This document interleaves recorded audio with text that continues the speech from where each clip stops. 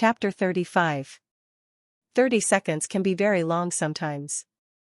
Long enough to work a miracle or a revolution. In 30 seconds life changed wholly for Barney and Valency Snaith.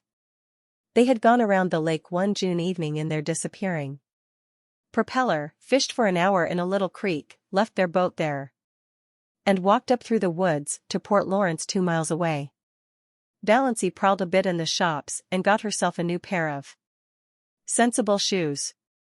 Her old pair had suddenly and completely given out, and this evening she had been compelled to put on the little fancy pair of patent leather with rather high, slender heels, which she had bought in a fit of folly one day in the winter because of their beauty and because she wanted to make one foolish, extravagant purchase in her life. She sometimes put them on of an evening in the Blue Castle, but this was the first time she had worn them outside. She had not found it any too easy walking up through the woods in them, and Barney guyed her unmercifully about them. But in spite of the inconvenience, Valency secretly rather liked the look of her trim ankles and high instep above those pretty, foolish shoes, and did not change them in the shop as she might have done. The sun was hanging low above the pines when they left Port Lawrence. To the north of it the woods closed around the town quite suddenly. Valency always had a sense of stepping from one world to another, from reality to fairyland, when she went out of Port Lawrence, and in a twinkling found it shut off, behind her, by the armies of the pines. 1.5 miles from Port Lawrence there was a small railroad station, with a little station house, which at this hour of the day was deserted, since no local train was due. Not a soul was in sight when Barney and Valency emerged from the woods. Off to the left a sudden curve in the track hid it from view, but over the treetops beyond, the long plume of smoke betokened the approach of a through train. The rails were vibrating to its thunder as Barney stepped across the switch. Valency was a few steps behind him, loitering to gather June bells along the little, winding path.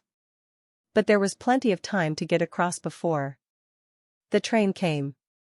She stepped unconcernedly over the first rail. She could never tell how it happened. The ensuing 30 seconds always seemed in her recollection like a chaotic nightmare in which she endured the agony of 1,000 lifetimes. The heel of her pretty, foolish shoe caught in a crevice of the switch. She could not pull it loose.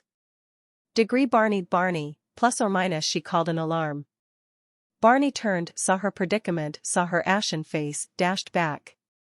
He tried to pull her clear, he tried to wrench her foot from the prisoning hold. In vain.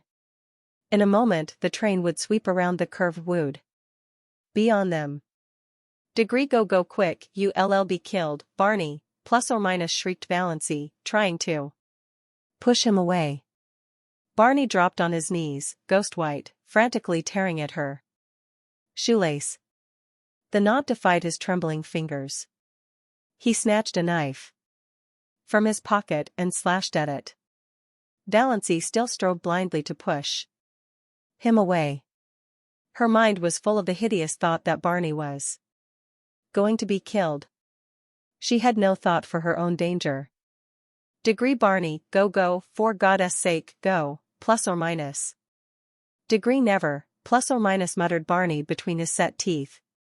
He gave one mad wrench at the lace. As the train thundered around the curve he sprang up and caught Valency, dragging her clear, leaving the shoe behind her. The wind from the train as it swept by turned to icy cold the streaming perspiration on his face.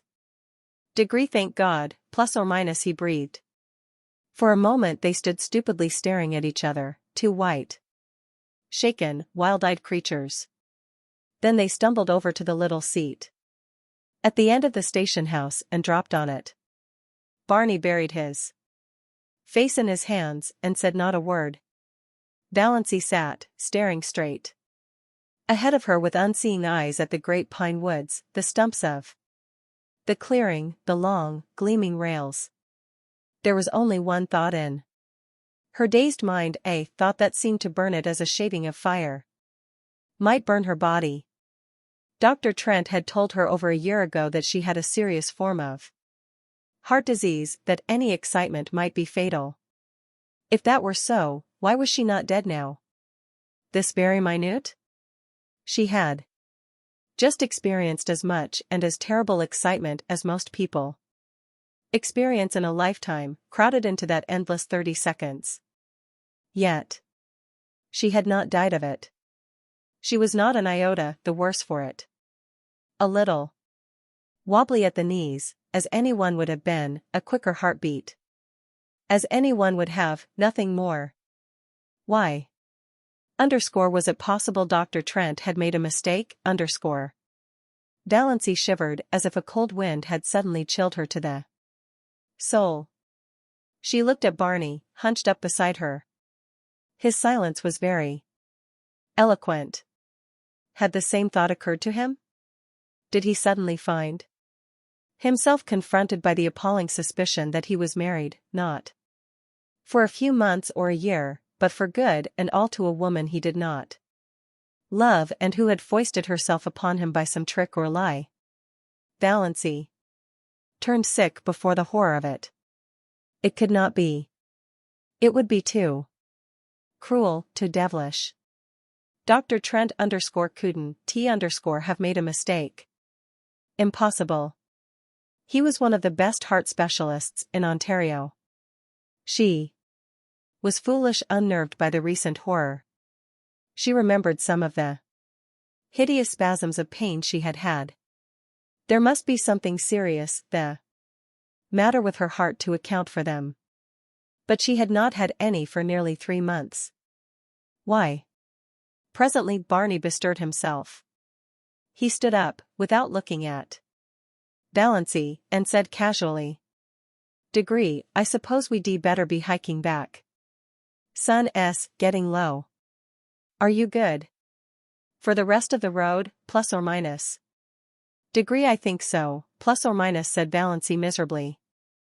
Barney went across the clearing and picked up the parcel he had dropped, the parcel containing her new shoes. He brought it to her and let her take out the shoes and put them on without any assistance, while he stood with his back to her and looked out over the pines. They walked in silence down the shadowy trail to the lake. In silence. Barney steered his boat into the sunset miracle that was Mestawis. In silence they went around feathery headlands and across coral bays and silver rivers where canoes were slipping up and down in the afterglow. In silence they went past cottages echoing with music and laughter. In silence drew up at the landing place below the blue castle.